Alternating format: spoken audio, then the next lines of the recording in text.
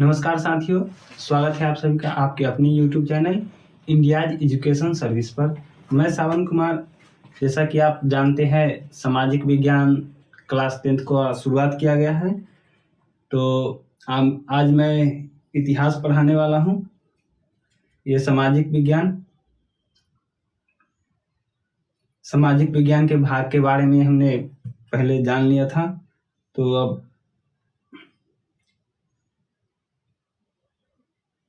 आज हम लोग इतिहास के यूनिट 1 के चैप्टर नंबर 1 यूरोप में राष्ट्रवाद का उदय पढ़ेंगे।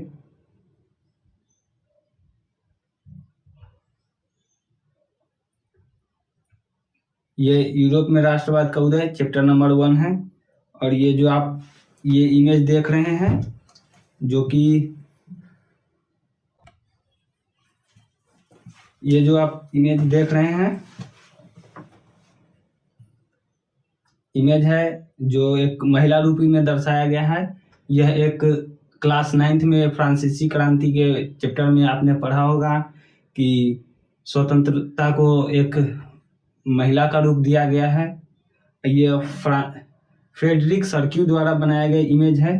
इन्होंने अपने विश्वविद्यालय में 4 पिक्चर बनाए थे, जो ये एक उसमें से पिक्चर है।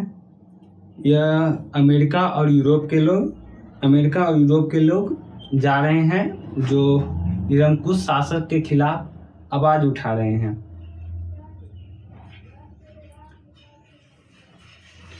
तो आइए चैप्टर का शुरुआत करते हैं हम लोग और पढ़ते हैं। 1848 में एक फ्रांसीसी कलाकार फ्रेडरिक सर्क्यू, जैसा कि मैंने पहले बतला दिया है, 4 चित्रों की एक श्रृंखला बनाई थी, जो मैंने पहले बतलाया हुआ है। और इन्होंने एक सपना में एक कल्पनादर्शी पिक्चर बनाए हुए है, जो एक संसार को रचा है। कल्पनादर्शी संसार रचा है फ्रेडरिक सर्क्यू ने, जिसका उन्होंने इमेज दर्शाया है।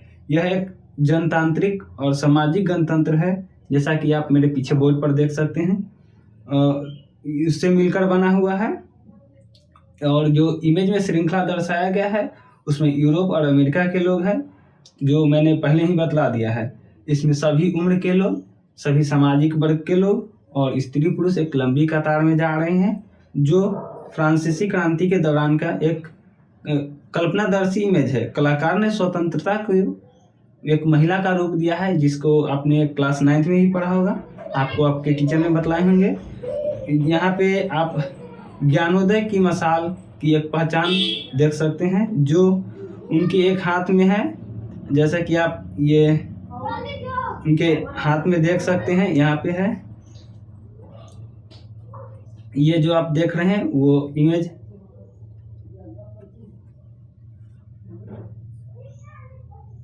मशाल को पहचान सकते हैं, जो उनके हाथ में है। और दूसरा में मनुष्य के अधिकार का घोषणा पत्र है।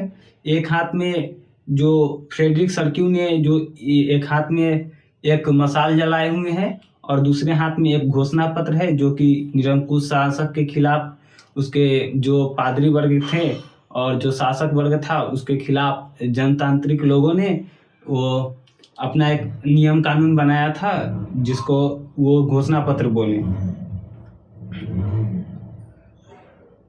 प्रतिमा के सामने जमीन पर निरंकुश जो संस्था मतलब राजा था, उसके जो सभी महल थे वो ध्वस्त है। जो आप ये उनके नीचे देख रहे हैं, ये सभी जो दिखाई दे रहे हैं अवशिष्ट यहाँ पे है। ये जो देख रहे हैं, ये नीचे जो पूरा है, वो उनका महल जो ढहा गया है वो है।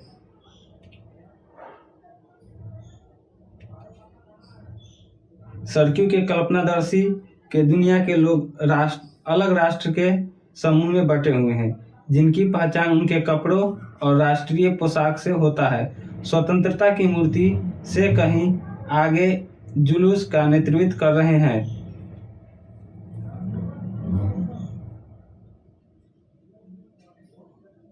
संयुक्त राष्ट्र अमेरिका और स्विट्जरलैंड के लोग हैं, जो अब तक राष्ट्र राज्य बन चुके हैं। ये लोग स्वतंत्र हो चुके हैं पहले ही। फ्रांस में जो क्रांतिकारी तिरंगे से पहचाना जाता है वह प्रतिमा के पास है।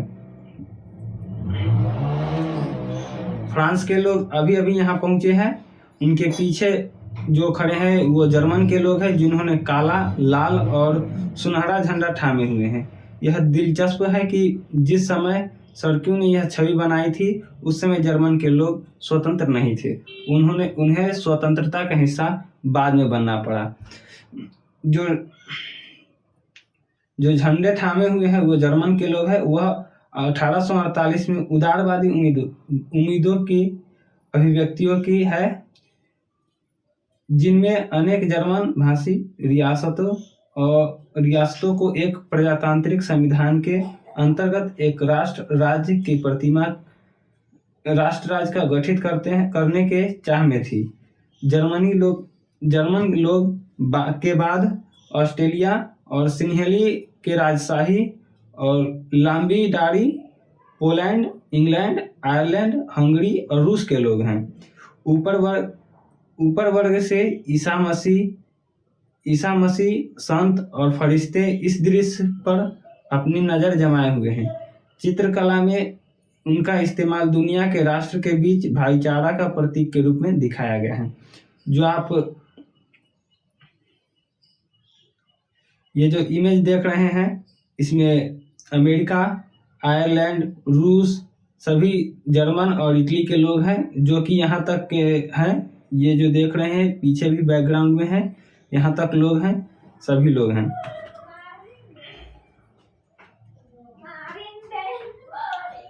ये सभी एक निरंकुश शासक के खिलाफ अपना आवाज उठा रहे हैं। तो इसके आगे में पढ़ते हैं। और जो यूरोप में राष्ट्रवाद उदय, ये जो पहला चैप्टर है उसके विषय में अब शुरू किया गया है। काल्पनिक अभिव्यक्ति सर्क्यू ने चित्र में दिखलाया है। 19वीं सदी के दौरान राष्ट्रवाद की एक ऐसी ताकत बन कर उभरा जिसमें यूरोप के राजनीतिक और मानसिक जगत में भारी परिवर्तन ला दिया। ये जो 19वीं सदी के दौरान राष्ट्रवाद का उदय 9th में पढ़े होंगे आपने राष्ट्रवाद का उदय के बारे में, तो वही बतलाया गया है इसमें। जो यूरोप में राष्ट्रवाद उदय हुआ उसका राजनीतिक और मानसिक संतुलन, मानसिक जगत सभी को चेंज कर दिया। यूरोप में पूरा राजनीतिक और लोगों की सोच दोनों में परिवर्तन हो गए। इन परिवर्तन से अंततः यूरोप में बहुराष्ट्रीय वंशीय साम्राज्य के स्थान पर राष्ट्र राज्य का उदय हुआ। यूरोप में लंबे समय से एक ऐसे आधुनिक राज्य की गतिविधि और विचार विकसित हो रही थी जिसमें स्पष्ट रूप से परिभाषित क्षेत्र पर प्रभुत्व एक केंद्रीय शक्ति की थी। लेकिन राष्ट्र राज्य में न केवल उनके शासकों बल्कि उनके अधिकांश नागरिकों में एक साझा पहचान के भाव और साझा इतिहास या विरासत की भावना थी। साझेपन का यह भावना अनंत काल में नहीं थी। यह संघर्ष और नेता तथा आम लोगों के सरगर्मियों से निर्मित हुई थी। यह अध्याय उन विधि प्रक्रियाओं पर प्रकाश डालेगा जिनके तहत 19वीं सदी में यूरोप में राष्ट्र राज्य और राष्ट्रवाद अस्तित्व में आया था। तो इसमें बतलाया गया है कि जो यूरोप के लोग थे उनके देश में राजनीतिक और सामाजिक परिवर्तन हुआ। इसमें अनंत काल से बहुत दिनों से, जैसे कि इंग्लैंड में आधुनिक क्रांति भी हो चुका था और इंग्लैंड में भी कई बार विद्रोह हो चुके थे, फ्रांस में हो चुके थे, जर्मनी में भी आग सुलग रहे थे, उस तरह से हुआ। और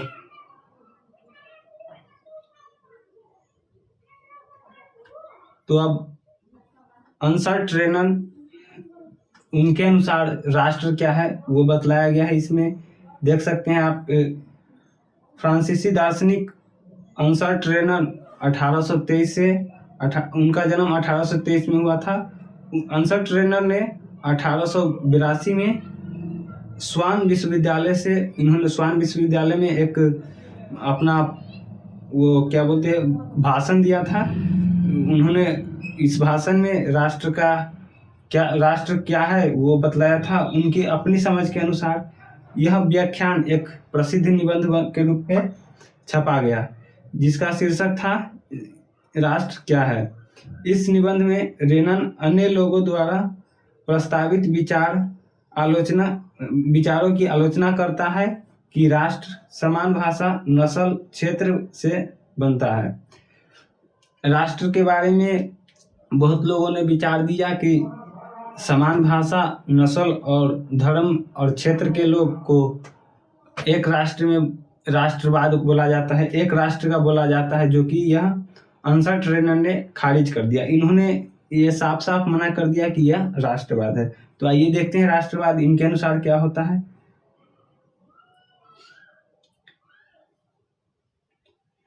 एक राष्ट्र लंबे प्रयास से, त्याग और निष्ठा के चरम बिंदु होता है। शौर्य वीरता से युक्त अतीत महान पुरुष के नाम और गौरव यह एक सामूहिक पूंजी है जिस पर एक राष्ट्रीय विचार आधारित किया जाता है। अतीत में समान गौरव का होना, वर्तमान में एक समान इच्छा होना, संकल्पना का होना, साथ मिलकर महान काम करना और आगे बढ़ना, ऐसे काम और करने की इच्छा, एक जनसमूह होने की यह एक सबसे जरूरत शर्त है। इनके अनुसार अब राष्ट्र के बारे में बतलाया गया है। एक राष्ट्र एक बड़ी और व्यापक एकता है जिसका अस्तित्व रोज होने वाला जनमत संग्रह है। प्रांत उसके निवासी है। अगर सलाह लिए जाने का किसी का अधिकार है तो वह निवासी ही है। किसी देश का विलय करने या किसी देश पर उसकी इच्छा के विरुद्ध कब्जा जमाए रखने में एक राष्ट्र का वास्तविक में कोई दिलचस्पी नहीं है। राष्ट्र का अस्तित्व में होना एक अच्छी बात है, बल्कि यह जरूरत भी है। उनका होना स्वतंत्रता की गारंटी है, और अगर दुनिया में केवल एक कानून और उसका केवल एक मालिक है तो स्वतंत्रता का लोप हो जाएगा। तो अंसर्ट रेनन ने बतलाया कि एक व्यक्ति राष्ट्र का हिस्सा तभी माना जाएगा जब वह अपना इच्छा उस देश में प्रकट कर सकता है, वह उस देश पर किसी और का कब्जा नहीं हो। उनके अनुसार यह है। और एक राष्ट्र का अस्तित्व तब है जब वहाँ के लोग एकता से रहें और आपसी सहयोग से रहें। जनमत संग्रह करना हो वो कर सकते हैं। राष्ट्र एक बड़ी व्यापक एकता वाला समूह होता है, उनके अनुसार है। तो आप देख सकते हैं अब नए शब्दों में है जनमत संग्रह, एक प्रत्यक्ष मतदान जिनके जरिए एक क्षेत्र के सभी लोग से एक प्रस्ताव की स्वीकार और अस्वीकार करने की पूंजी है। तो आज का क्लास यहीं समाप्त होता है। अब इसका नेक्स्ट पार्ट कल मैं अपलोड करूंगा और पार्ट बाय पार्ट करते हुए मैं इस चैप्टर को ख़त्म करूंगा। तो जब तक के लिए खेलते रहिए, मस्त रहिए। जय हिंद, जय भारत।